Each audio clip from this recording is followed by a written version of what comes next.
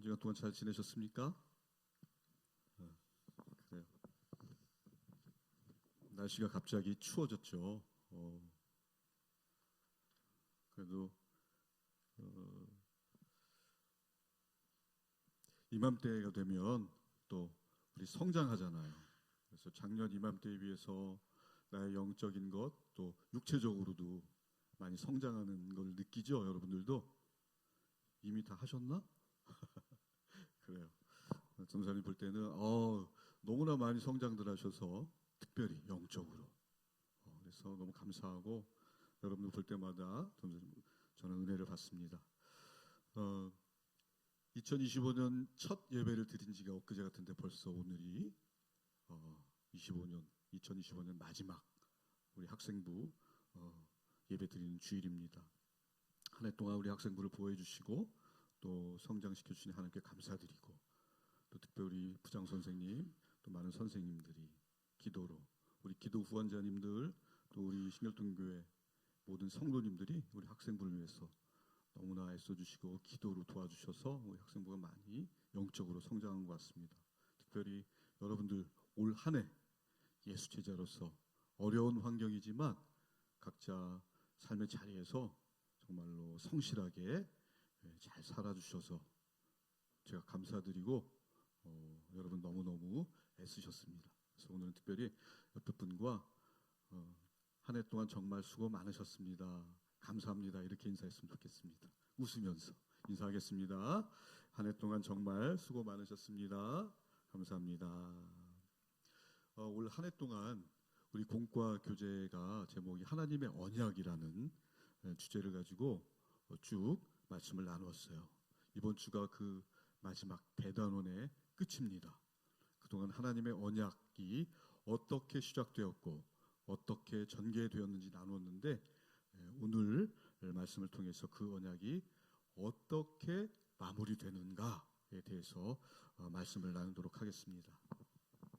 여러분 학교에서 선생님이 이제 교실에서 잠시 자리를 비울 때 가끔 있죠. 자리를 비우면서 얘들아 조용히 하고 있어. 각자 책 좀 읽고 있어라. 선생님 금방 다녀올게. 그리고 선생님이 교실을 떠납니다. 그러면 교실이 어떻게 될까요? 선생님 말씀대로 조용히 책을 읽으면서 선생님을 기다리고 있을까요? 그렇지 않죠. 떠드는 아이들이 생기고 또 자는 아이들도 생기고 심지어 막 왔다 갔다 하는 그런 소란스러운 일이 벌어지잖아요. 그리고 잠시 후에 드디어 선생님이 갑자기 나타나세요. 그러면 우당탕탕 이제 자리를 찾느라고 또 조용해지느라고 그러죠? 여러분들은 안 그러세요? 안 그러신 것 같은데. 자, 그럴 때 이제 선생님이 심판이 시작되죠. 떠든 친구 나와. 돌아다니는 사람 나와. 엎드려 잔 사람 다 나와.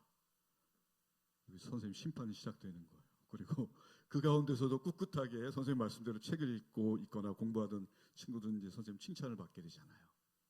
여러분 이런 상황들 없으세요? 있죠. 오늘 그 초대교회 상황도 마치 이런 상황이었어요. 예수님께서 십자가를 지시고 십자가에서 돌아가시고 3일 만에 부활하시고 하늘로 승천하셨잖아요. 그때 예수님께서 하늘로 승천하시고 나서 이제 본격적으로 기독교 핍박이 시작됐잖아요. 지난주에 말씀드린 것처럼 우리 요한계시록은 핍박받는 당시의 성도들을 대상으로 격려하고 위로한 그런 서신이라고 했죠.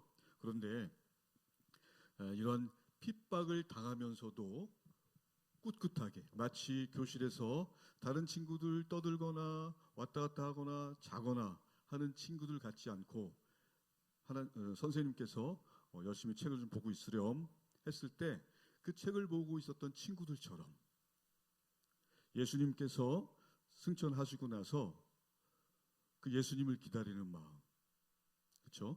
그 하나님의 약속의 말씀을 붙잡고 꿋꿋하게 이겨내던 사람들이 있었어요. 그 핍박 가운데서도.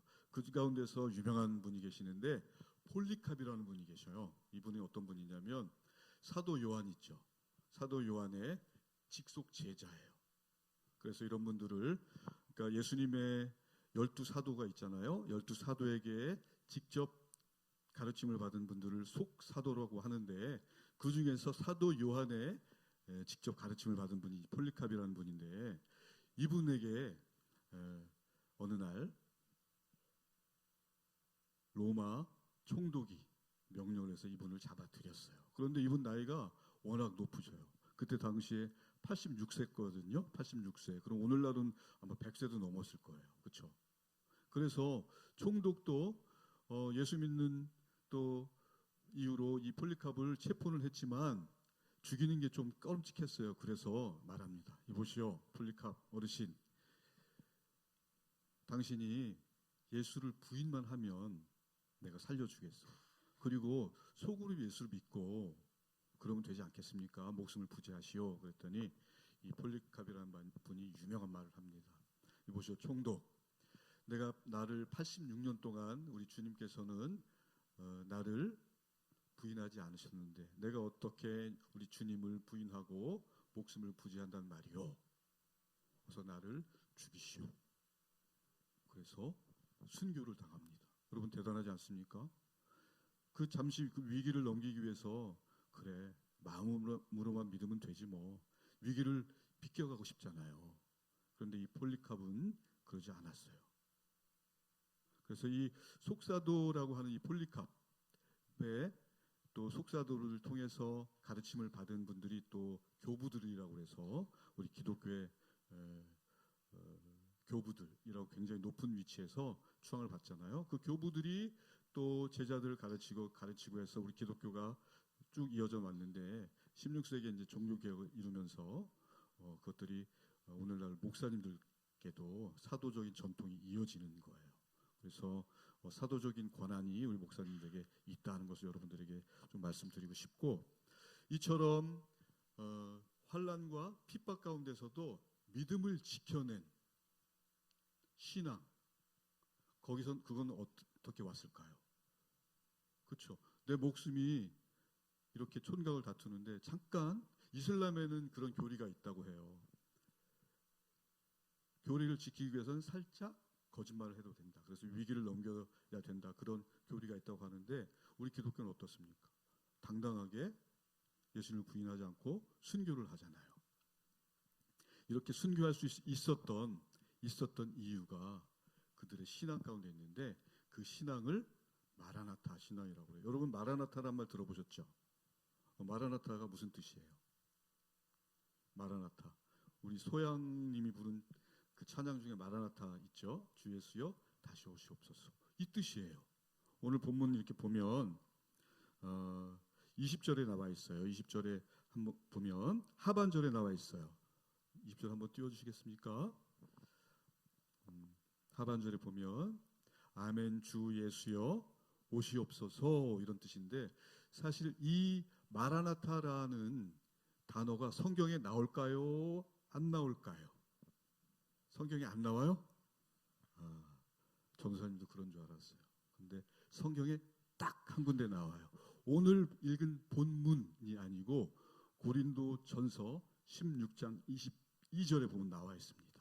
고린도전서 16장 22절에 보면 여러분들 대신에 전도사님이 찾아서 읽어볼게요. 16장 22절에 보면 만일 누구든지 주를 사랑하지 아니하면 저주를 받을지어다.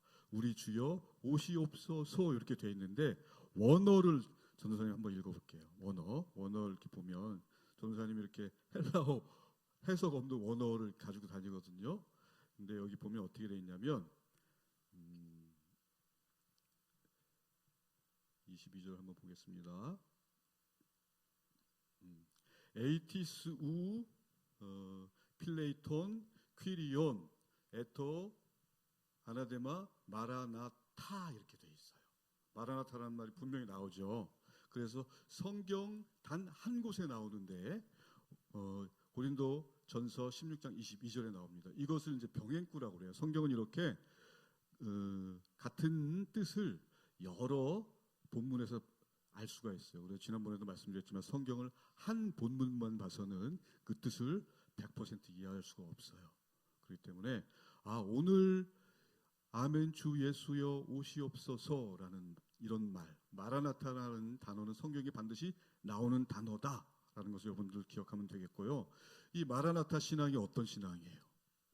예수님은 다시 오실 것이다. 그런 믿음, 그런 신앙을 가졌기 때문에 아까 말씀드린 폴리캅 같은 그런 분이 순교를 할 수 있었던 거예요. 그래서 초대교인들도 만날 때마다 이렇게 인사를 한 거예요. 마라나타, 마라나타 이렇게.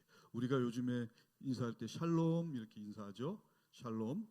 그건 이제 히브리 말로 평안하십니까? 평안하십시오 이런 뜻이잖아요. 근데 이 샬롬도 쉴렘 또 샬렘이라는 단어가 이제 합해진 건데, 쉴렘은 온전하다. 그 다음에 샬렘은 값을 치루었다 이런 뜻이에요. 그래서 두 단어가 합해서 샬롬이라는 단어를 많이 쓰는데, 초대교회의 이 성도들은 마라나타 이렇게 인사하면서 서로 격려하고 예수님을 기다렸다. 그렇기 때문에 이 마라나타 신앙은 무슨 신앙이냐? 재림하실 예수님을 기다리는 그런 희망을 갖는, 서로 위로하고 격려하는 신앙이다. 이렇게 하시면 될 것 같아요. 그래서 서로 위로하고 격려하면서 고난을 이겨냈던 것입니다. 여러분, 예수님이 다시 오는 것을 재림이라고 하잖아요. 이 재림, 다시 오시는 예수님을 기다리는 신앙이 바로 오늘 배운 마라나타 신앙이에요. 그래서 이 마라나타 신앙을 가지고 있으면 고난과 역경을 이겨낼 수 있고, 아까 말씀드린 폴리캅처럼 그렇게 순교를 할 수 있는 거예요. 하나님의 언약이 이렇게 이루어진다. 어떻게? 예수님이 다시 오시는 걸로. 그래서 모든 하나님의 언약이라는 공과가 오늘로서 마무리가 됐는데, 어떻게 마무리가 됩니까? 다시 오신다는 예수님의 약속의 말씀으로 하나님의 언약이 이렇게 마무리되는 거예요. 그래서 여러분들도 올 한 해 나는 내게 닥친 고난과 역경을 어떻게 이겨냈는지 한번 돌아봤으면 좋겠어요. 우리 담임 목사님께서 오늘 일부 예배 때 글로 적어보면 굉장히 기억에 남고 머릿속에 오래 남길 수 있다 말씀하셨는데, 여러분들도 올 한 해 내가 겪었던 고난, 고통 가운데 하나님이 나를 어떻게 도와주셨는지, 내가 어떻게 성장했는지 한번 짧게 써봤으면 좋겠어요. 글로. 그래서 그렇게 써봄으로 해서 나를 한번 돌아보고, 또 그렇게 자주 돌아봄으로 인해서 하나님 앞에, 또 주님 앞에 우리가 올바르게 설 수 있지 않나, 그렇게 생각을 해봤습니다. 그래서 예수님께서 여러분 반드시 다시 오실 것입니다. 믿으십니까? 네, 그렇습니다. 왜냐하면 하나님께서 약속하신 언약이기 때문에 그래요. 하나님의 약속은 1.1획도 틀리지 않고 반드시 이루어집니다. 여러분 그걸 믿으셔야 됩니다. 그래서 그 언약의 말씀을 붙잡고 또 얼마 남지 않은 올 한 해 잘 마무리하고 2026년 희망차게 맞이하시는 저와 여러분이 되셨으면 좋겠습니다. 아멘. 기도하겠습니다. 하나님 아버지, 은혜를 감사합니다. 오늘 주신 말씀을 통해서 예수님이 다시 오신다는 것을 확신하게 하시니 감사합니다. 우리 친구들 어려움을 이겨내고 마라나타, 다시 오실 예수님을 선포하고 나의 삶의 자리에서 예수님을 맞을 준비를 하는 저희 모두가 될 수 있도록 저희를 도와 주십시오. 감사합니다. 사랑합니다. 예수님의 이름으로 기도드립니다. 아멘.